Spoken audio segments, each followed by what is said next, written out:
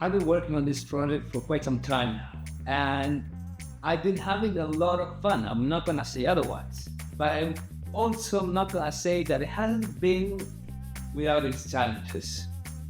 I mean, I've been getting some very positive feedback from you, and I thank you enormously for that. Nevertheless, I never had any prior experience with cameras filming myself, and it's a challenge. Not only because I didn't have any previous experience, but also because I'm putting everything out there. I'm documenting the process behind this project from start to finish, and when I'm making mistakes, you can point them out, and if I'm forgetting something, you can also probably tell.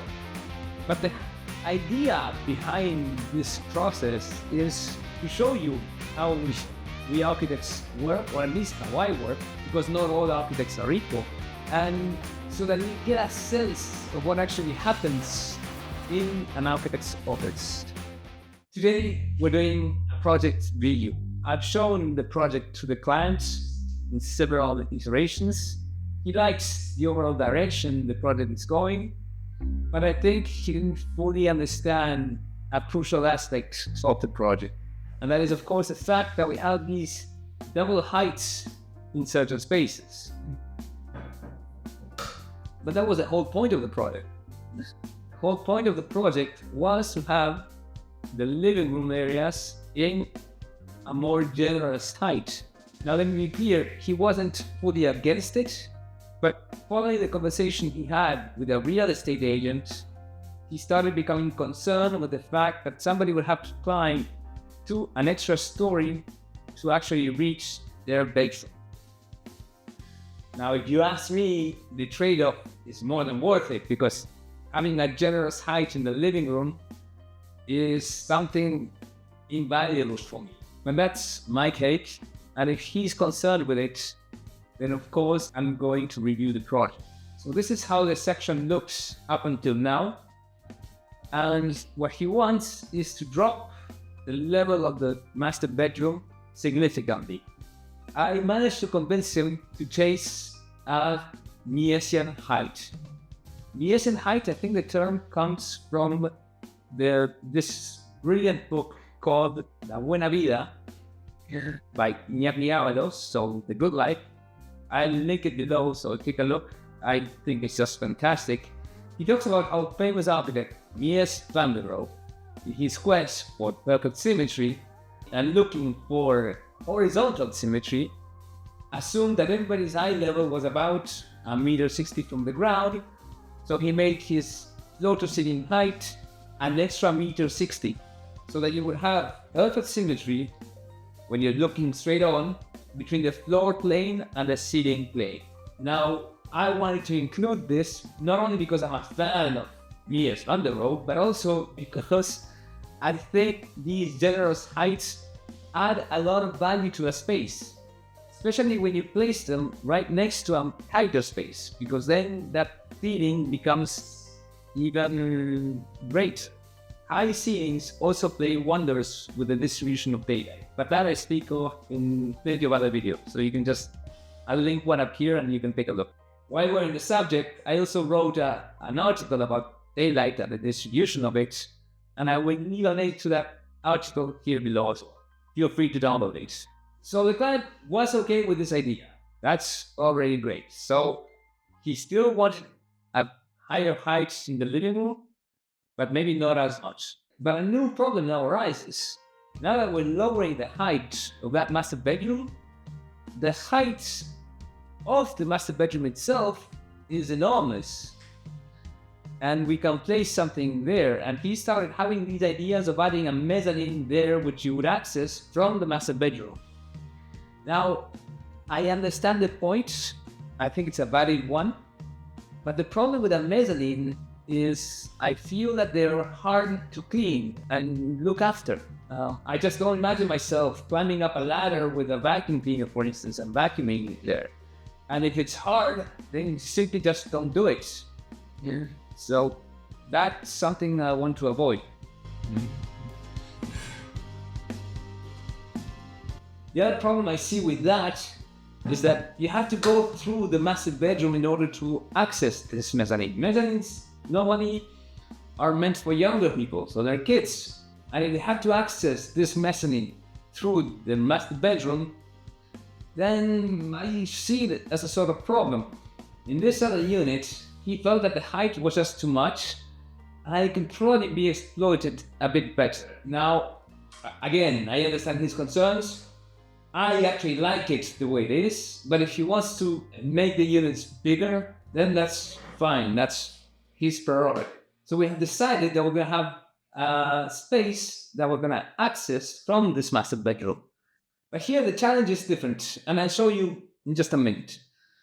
Overall, at the end of the meeting, what we agreed was that we're going to have our units be 2-bedroom plus. That means 2 bedrooms plus an office space, which in post-COVID times make a lot of sense. I worked on this plan for hours on end to see how I could come up with a better idea. And I think I managed. So I'll put up the plan and show you my thought process and how the plan and the section ended up looking. So come with me to the wall.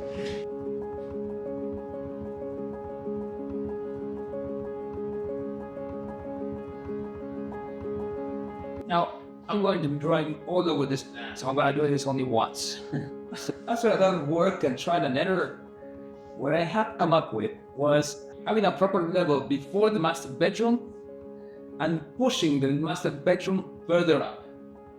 So this is how the section looked up to now, and this is how it looks now after the review. But in order to do that, what I had to do is push this staircase further up that way. So now I'm having my stairs around me here. So here I go up the stairway, and here I have my toilet. And here I just have some storage space, which always comes in handy for the entrance hall.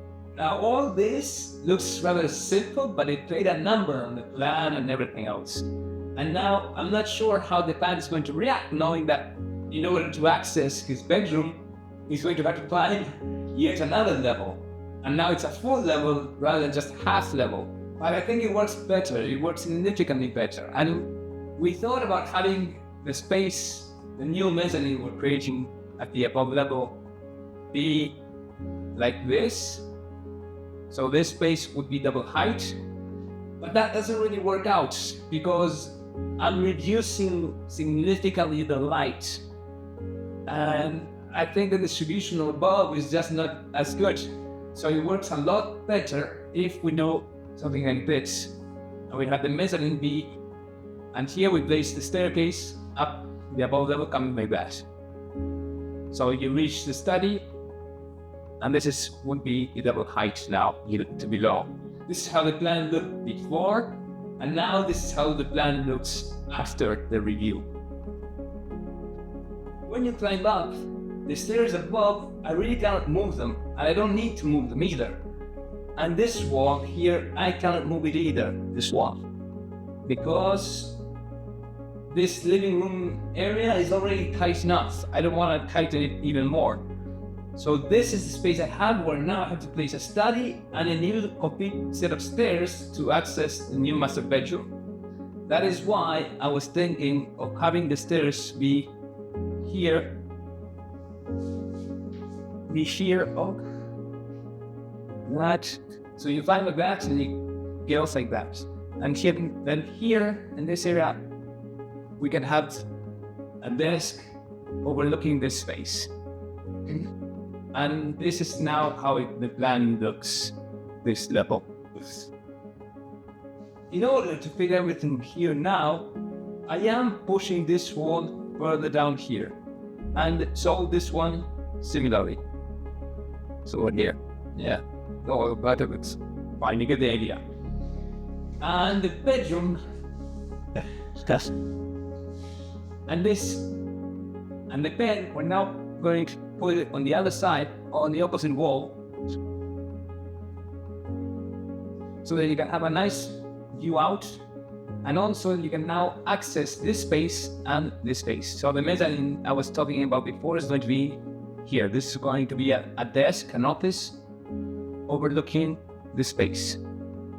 Now the bedroom above has better space. We have the staircase that comes like this, and then here, this will be the bedroom, and we can have its own shower here. So this is how the plan looks now.